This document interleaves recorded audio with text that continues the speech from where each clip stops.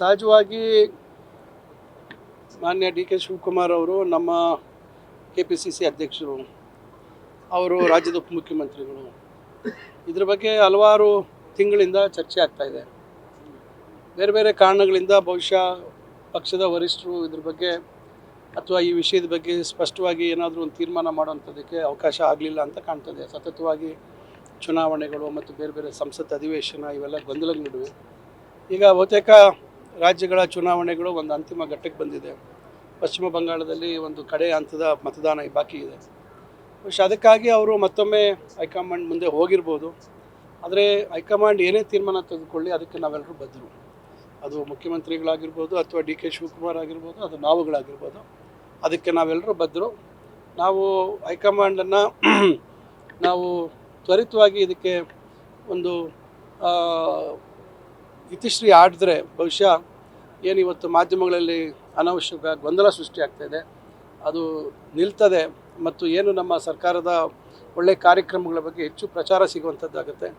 ಅನಾವಶ್ಯಕವಾಗಿ ಇವತ್ತು ಈ ಕಡೆ ಗಮನ ಹೋಗುವಂಥದ್ದಾಗ್ತಾಯಿದೆ. ಅದರಿಂದ ನಾನು ಹೈಕಮಾಂಡ್ ಅವ್ರಿಗೆ ಅವ್ರಿಗೆ ಸೂಚನೆ ಕೊಡೋದು ಅಥವಾ ಹೇಳೋವಂಥವನಲ್ಲ, ಆದರೆ ಅವರಿಗೆಲ್ಲ ಮಾಹಿತಿ ಇದೆ. ಅವರು ಎಲ್ಲ ರೀತಿಯ ಅನುಭವ ಇದೆ. ಖಂಡಿತ ಅವರು ಆದಷ್ಟು ಬೇಗ ಇದಕ್ಕೆ ಒಂದು ತೀರ್ಮಾನ ಮಾಡ್ತಾರೆ ಅಂತಕ್ಕಂಥದ್ದು. ಅವರೇನೇ ತೀರ್ಮಾನ ತೆಗೆದುಕೊಳ್ಳಿ ಅದಕ್ಕೆ ನಾವೆಲ್ಲರೂ ಬದ್ಧವಾಗಿದ್ದೇವೆ. ಸಹಜವಾಗಿ ಮಾನ್ಯ ಡಿ ಕೆ ಶಿವಕುಮಾರ್ ಅವರು ನಮ್ಮ KPCC ಅಧ್ಯಕ್ಷರು, ಅವರು ರಾಜ್ಯದ ಉಪಮುಖ್ಯಮಂತ್ರಿಗಳು. ಇದ್ರ ಬಗ್ಗೆ ಹಲವಾರು ತಿಂಗಳಿಂದ ಚರ್ಚೆ ಆಗ್ತಾ ಇದೆ. ಬೇರೆ ಬೇರೆ ಕಾರಣಗಳಿಂದ ಬಹುಶಃ ಪಕ್ಷದ ವರಿಷ್ಠರು ಇದ್ರ ಬಗ್ಗೆ ಅಥವಾ ಈ ವಿಷಯದ ಬಗ್ಗೆ ಸ್ಪಷ್ಟವಾಗಿ ಏನಾದರೂ ಒಂದು ತೀರ್ಮಾನ ಮಾಡುವಂಥದ್ದಕ್ಕೆ ಅವಕಾಶ ಆಗಲಿಲ್ಲ ಅಂತ ಕಾಣ್ತದೆ. ಸತತವಾಗಿ ಚುನಾವಣೆಗಳು ಮತ್ತು ಬೇರೆ ಬೇರೆ ಸಂಸತ್ ಅಧಿವೇಶನ ಇವೆಲ್ಲ ಗೊಂದಲದ ನಡುವೆ ಈಗ ಬಹುತೇಕ ರಾಜ್ಯಗಳ ಚುನಾವಣೆಗಳು ಒಂದು ಅಂತಿಮ ಘಟ್ಟಕ್ಕೆ ಬಂದಿದೆ. ಪಶ್ಚಿಮ ಬಂಗಾಳದಲ್ಲಿ ಒಂದು ಕಡೆ ಹಂತದ ಮತದಾನ ಬಾಕಿ ಇದೆ. ಬಹುಶಃ ಅದಕ್ಕಾಗಿ ಅವರು ಮತ್ತೊಮ್ಮೆ ಹೈಕಮಾಂಡ್ ಮುಂದೆ ಹೋಗಿರ್ಬೋದು. ಆದರೆ ಹೈಕಮಾಂಡ್ ಏನೇ ತೀರ್ಮಾನ ತೆಗೆದುಕೊಳ್ಳಿ ಅದಕ್ಕೆ ನಾವೆಲ್ಲರೂ ಬದ್ಧರು.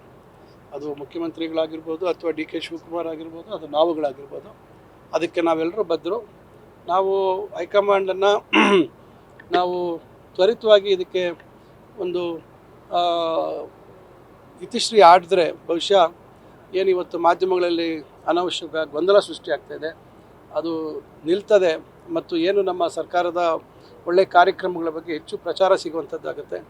ಅನಾವಶ್ಯಕವಾಗಿ ಇವತ್ತು ಈ ಕಡೆ ಗಮನ ಹೋಗುವಂಥದ್ದಾಗ್ತಾಯಿದೆ. ಅದರಿಂದ ನಾನು ಹೈಕಮಾಂಡ್ ಅವ್ರಿಗೆ ಸೂಚನೆ ಕೊಡೋದು ಅಥವಾ ಹೇಳೋವಂಥವನಲ್ಲ, ಆದರೆ ಅವರಿಗೆಲ್ಲ ಮಾಹಿತಿ ಇದೆ. ಅವರು ಎಲ್ಲ ರೀತಿಯ ಅನುಭವ ಇದೆ. ಖಂಡಿತ ಅವರು ಆದಷ್ಟು ಬೇಗ ಇದಕ್ಕೆ ಒಂದು ತೀರ್ಮಾನ ಮಾಡ್ತಾರೆ ಅಂತಕ್ಕಂಥದ್ದು. ಅವರೇನೇ ತೀರ್ಮಾನ ತೆಗೆದುಕೊಳ್ಳಿ ಅದಕ್ಕೆ ನಾವೆಲ್ಲರೂ ಬದ್ಧವಾಗಿದ್ದೇವೆ.